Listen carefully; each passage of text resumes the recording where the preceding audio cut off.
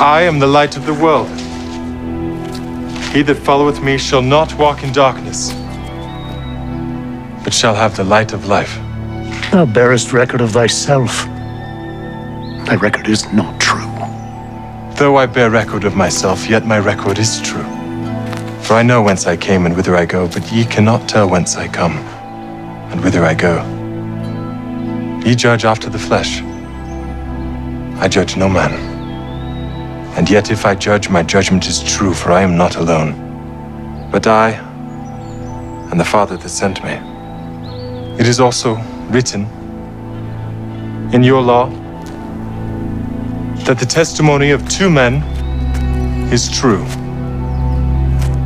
I am one that bear witness of myself, and the Father that sent me beareth witness of me. Where is thy Father? Ye neither know me nor my Father. If ye had known me, ye should have known my Father also.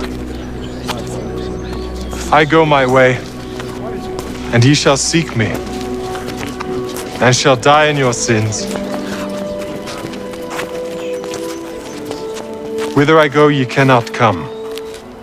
Ye are from beneath. I am from above. Ye are of this world. I am not of this world. I said therefore unto you that ye shall die in your sins. For if you believe not that I am he, ye shall die in your sins.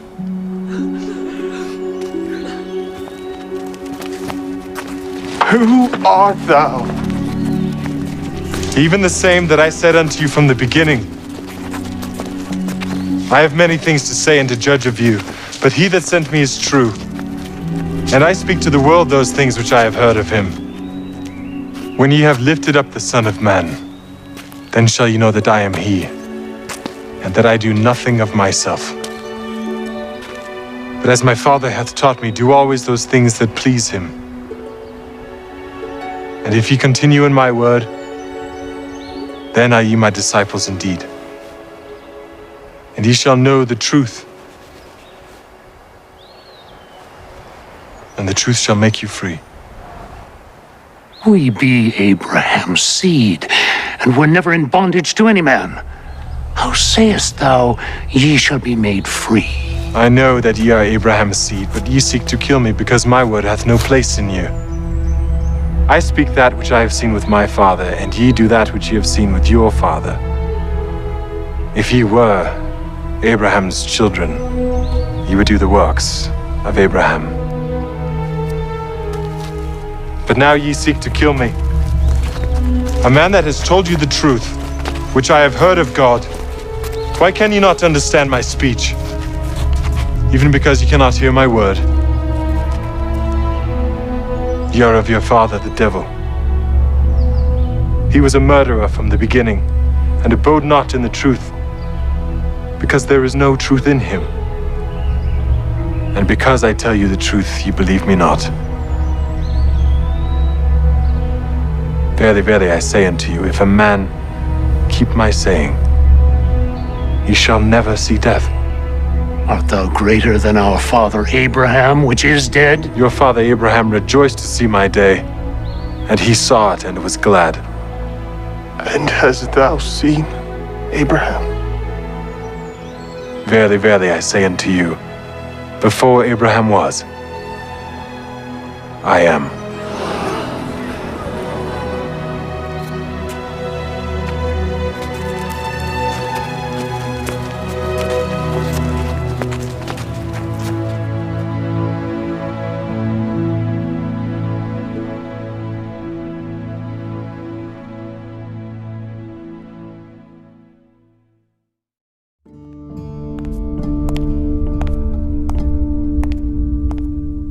If I had to use one word to describe light, I would use the word radiance.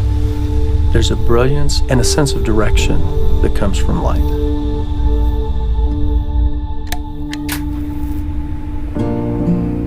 If you are in a totally pitch dark room and there's the smallest element of light, then that light chases the darkness, but the darkness cannot overrule the light. So associated with light is a warmth.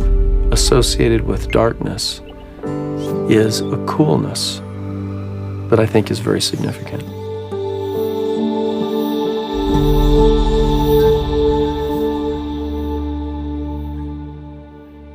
The light of Christ is what many people would call a conscience, but it's more than a psychological effect that takes place within people.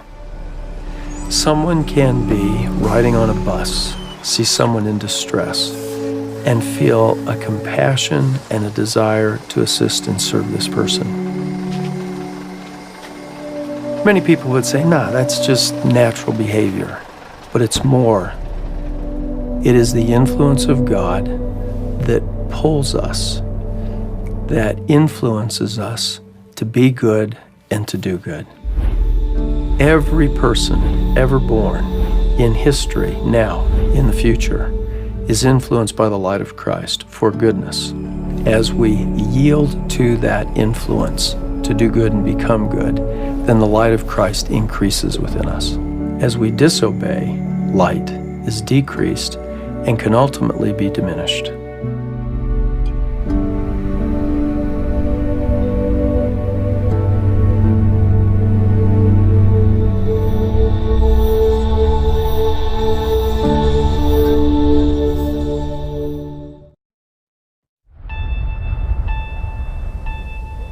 For nearly 25 years, I wandered.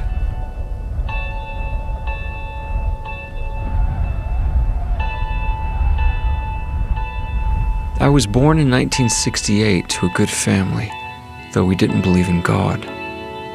In fact, as I grew older, I began to make fun of people who thought God was real. I didn't need somebody else's make-believe God. I was certain he wasn't there.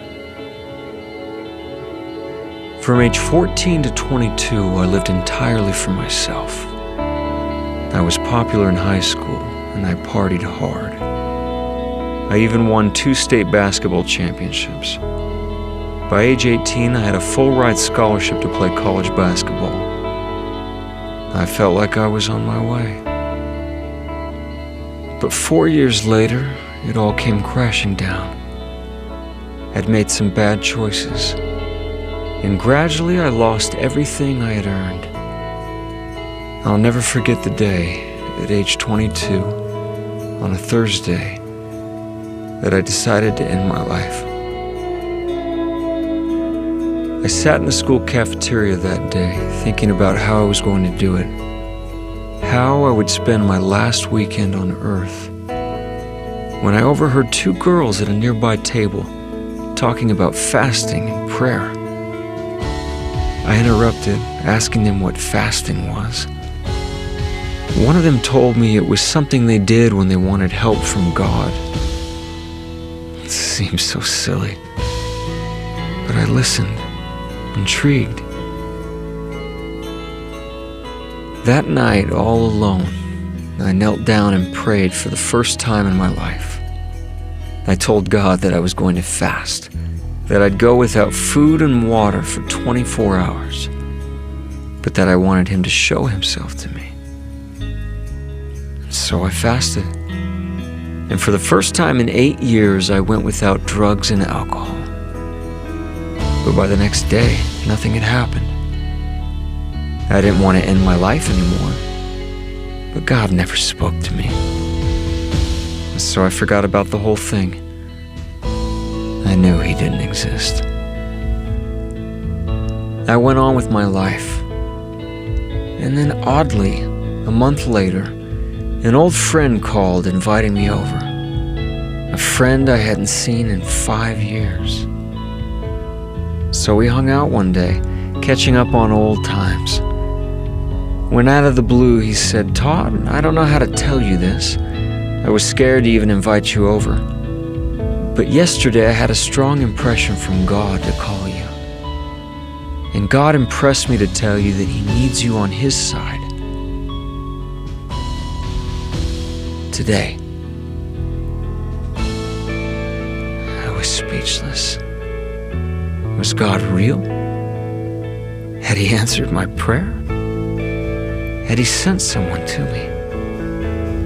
I couldn't believe it, but he had.